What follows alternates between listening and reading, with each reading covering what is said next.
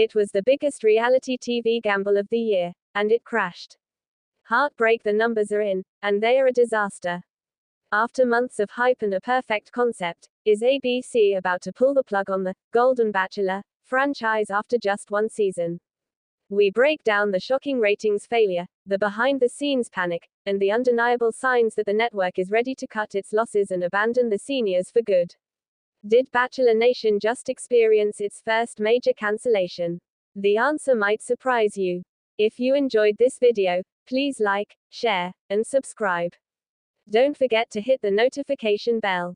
The world of reality television operates on a brutal, unforgiving currency, ratings.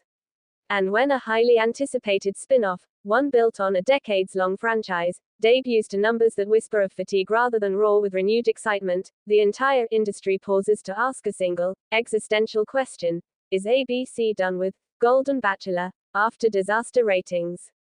This isn't just about a TV show. It's about the potential failure of a genius concept, the crushing disappointment following a wave of industry hype, and the very future of the Bachelor universe, a celebrity-driven dynasty that has long been considered unshakable. For our audience, obsessed with tracking the rise and precipitous fall of Hollywood's biggest bets, this unfolding drama is the ultimate insider scoop, a chilling reminder that even gold can tarnish when the viewing public decides to change the channel. The premise of The Golden Bachelor was, on paper, a masterstroke of television programming. It was designed to leverage the established, immensely successful format of The Bachelor and give it a sophisticated, emotionally resonant twist, finding love among seniors. The casting: a charismatic, silver-haired gentleman whose backstory hinted at genuine heartbreak and a sincere desire for a second chance at romance, was impeccable. The pre-show media blitz was extensive, painting the series as a heartwarming, necessary antidote to the often vapid drama of its younger counterparts. Analysts predicted a major cross-generational hit, pulling in the reliable older demographic while retaining the younger, social media-savvy fans eager for a fresh, less toxic flavor of reality love. The narrative was perfect, the quest for love is timeless, and the golden years deserved their own spotlight. The anticipation was palpable. The initial buzz suggested a cultural moment in the making. And then, the numbers dropped. The ratings disaster wasn't necessarily a total collapse into single digits, but rather a catastrophic failure to meet the sky-high expectations set by both the network and its advertising partners. In the competitive, highly fragmented streaming era, a new series needs to be more than just good. It needs to be essential, immediately generating water cooler moments and, crucially, translating into significant live or delayed viewership that justifies premium ad space. The Golden Bachelor struggled to achieve this critical mass. Its debut ratings, and more concerningly, the subsequent week-to-week decline in key demographics, particularly the coveted 18 to 49 bracket, sent a shudder through the ABC executive suites. The analysis immediately shifted from celebrating the concept to dissecting the collapse. Several theories have emerged from industry insiders, all pointing to structural and execution flaws that may have doomed the spin-off before it could truly shine. One dominant theory revolves around pacing and emotional tone. The Bachelor franchise thrives on quick, intense drama, early conflict, sudden departures, and the frantic, high-stakes nature of young love. The Golden version, by necessity, adopted a slower, more tender, and arguably, more mature pace. While this satisfied the critics who sought depth, it failed to provide the instant, combustible drama that feeds the short-form clip economy of TikTok and Instagram, the essential drivers of modern viral success.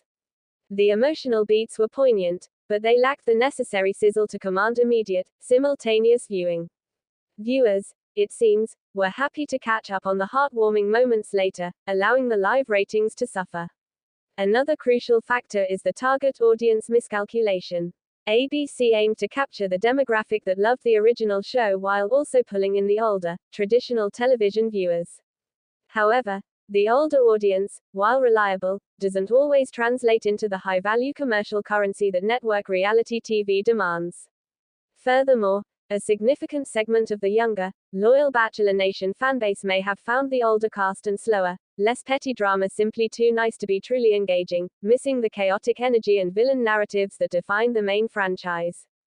The show found itself in a difficult middle ground, too tame for the drama hounds and perhaps too much like the original for the older audience seeking purely nostalgic, uncontrived content. The timing also played a subtle but undeniable role. Launching a major new spin-off in a saturated TV landscape, especially one that has to compete with prestige dramas and other reality giants, requires not just a good concept, but flawless execution and massive marketing muscle. The show didn't have the luxury of gradually building an audience, it needed to be a hit out of the gate. The perceived failure has opened the door to a chilling possibility: brand fatigue. After over 2 decades and countless spin-offs, Bachelor in Paradise, The Bachelorette, etc., are viewers finally reaching a breaking point with the Bachelor formula. Did the Golden Bachelor reveal that the formula, no matter how clever the spin, has simply run its course? The immediate consequences of this disaster rating are what truly concern the celebrity and entertainment world. The fate of the Golden Bachelor now hangs precariously in the balance. ABC must weigh the cost of producing a second season against the risk of another ratings slump, which would signal a more profound crisis for the brand. Canceling the show would be a painful public admission of failure, but forging ahead with poor numbers could damage the entire franchise's profitability and prestige. Executives are likely grappling with whether to radically retool the show, injecting more drama, speeding up the pace, or perhaps even casting a Golden Bachelorette, or to cut their losses and simply retreat to the main, albeit slightly bruised, Bachelor and Bachelorette pillars. The ultimate question of whether ABC is done with the concept will be answered not by sentiment, but by the cold, hard economic data. If the spin-off streaming numbers, on Hulu, and delayed viewing figures manage to provide a strong enough financial cushion to offset the weak live numbers, the show might be given a cautious second chance. But if the overall viewership trajectory confirms the initial slump, the network will be forced to walk away from what was once hailed as a surefire hit. The failure of The Golden Bachelor serves as a stark, cautionary tale in the age of peak TV. Even the most beloved, established franchises are not immune to the ruthless judgment of the ratings, and a miscalculated attempt at perfection can lead to the most spectacular of celebrity-adjacent television failures. Thanks for watching this video and please subscribe our Talent Zone Updates YouTube channel for more update news.